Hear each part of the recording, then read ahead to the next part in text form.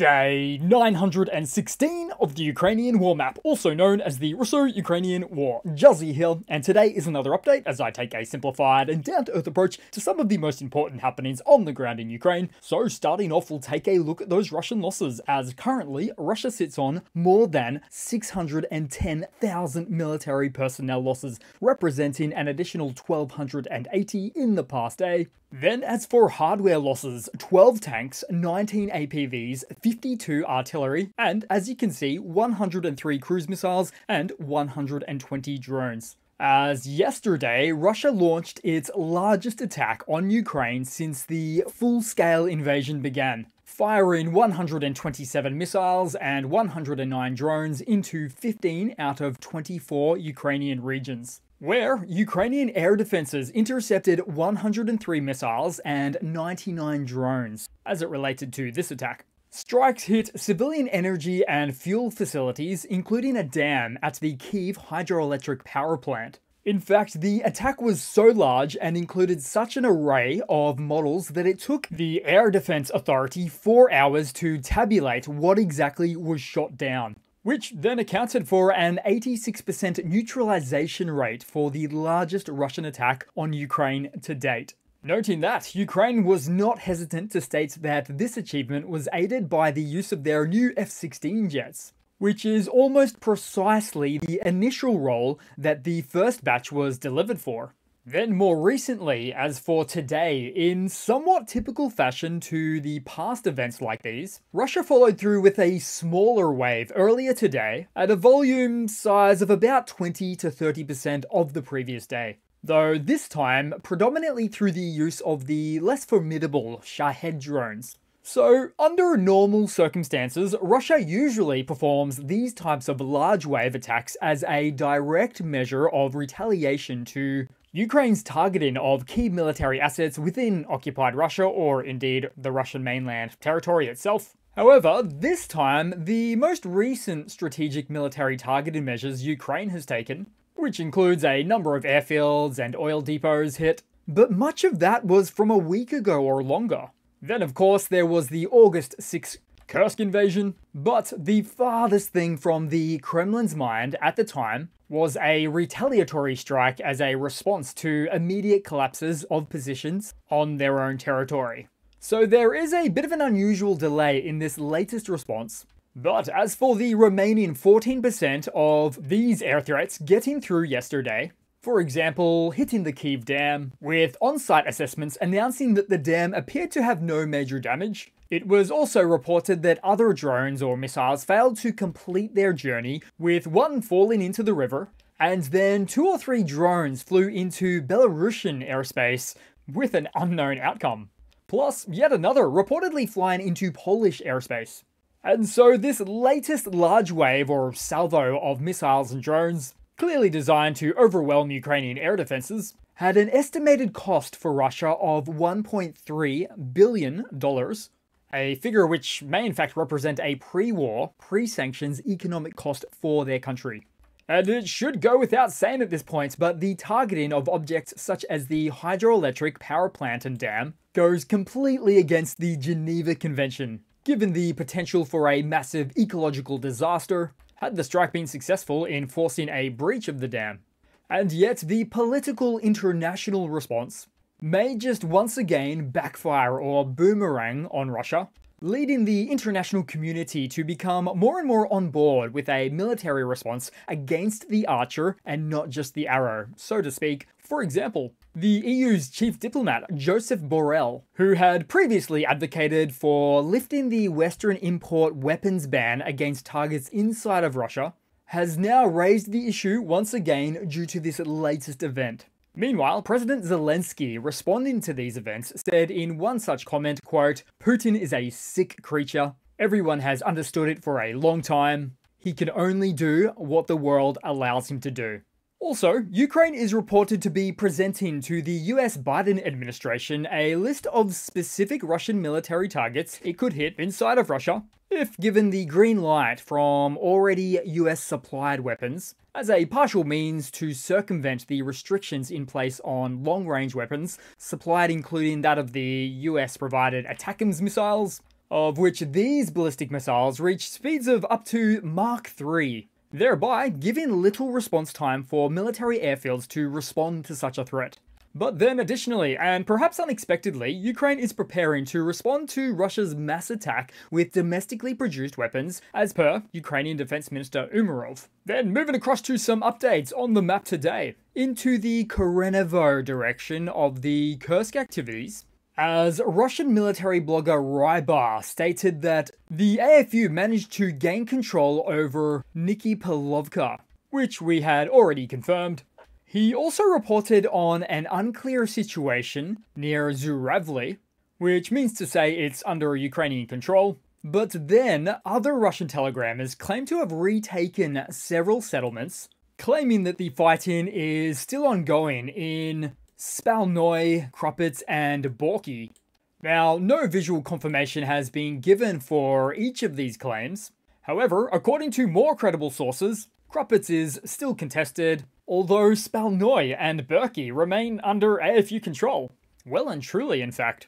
But then further to that, in some more unusual cases of Russian claims, Russia's Chechen Akhmat forces claim they have recaptured a settlement named Nizhnaya Paravaya here in the northeast. But fun fact, Ukrainian forces have never reached this village and have never put a claim on it. In fact, only recently the AFU just started moving south of it. So it appears that Russia is back on the old bandwagon of claiming these inaccurate victories.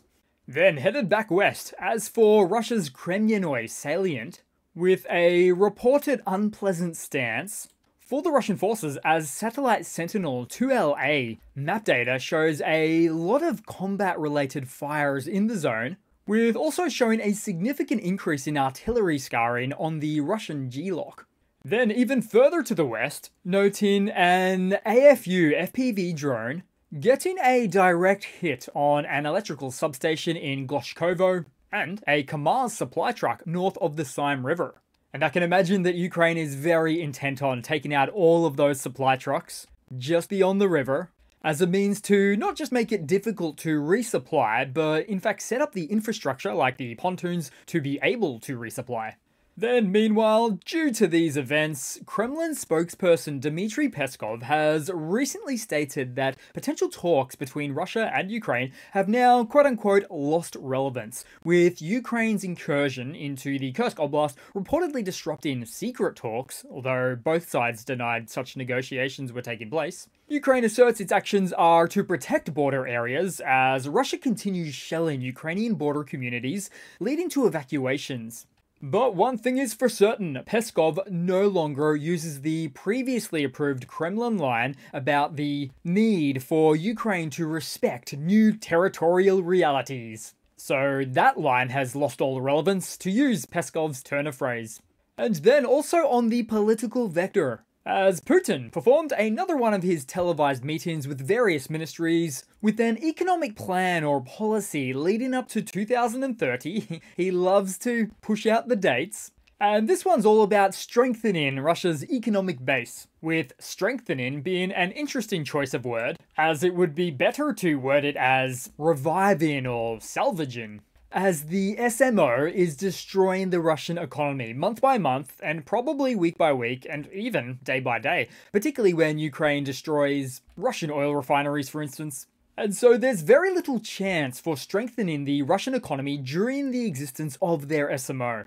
And it is interesting Putin uses the words SMO and ending in the same sentence, given that, you may remember, apart from Putin's expectation of taking Kyiv in 3 days, some time ago now, that Russia once referred to the SMO as the Limited Special Military Operation. Does anybody remember that? It's something they haven't called it in quite some time now, probably because it's been quite some time now. Oh, and then at the same time, and in yet another signal to the public that the Russian interest rates are going to go up again, Putin called on the government and the central bank to reduce inflation more effectively.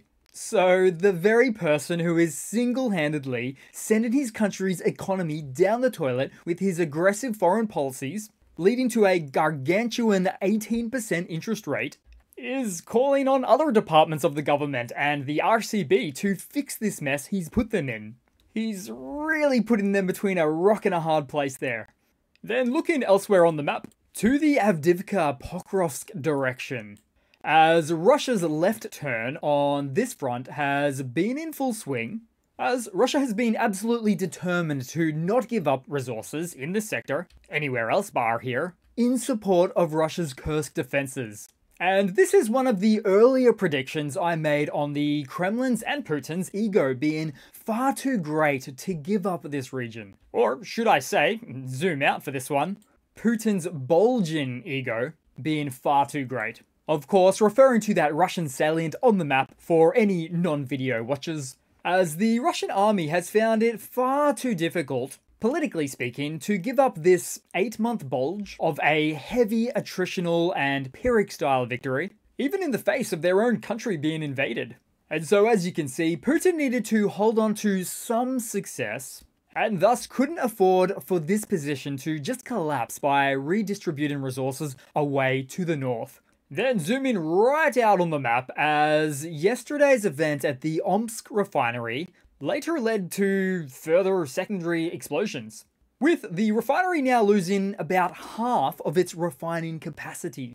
And yet, it's not even within Ukraine's grasp, from a conventional military standpoint, being over 2,500 kilometers away from Ukraine. Although internal sabotage or partisan activity aligned with Ukraine's main Directorate of Intelligence may certainly have played its part.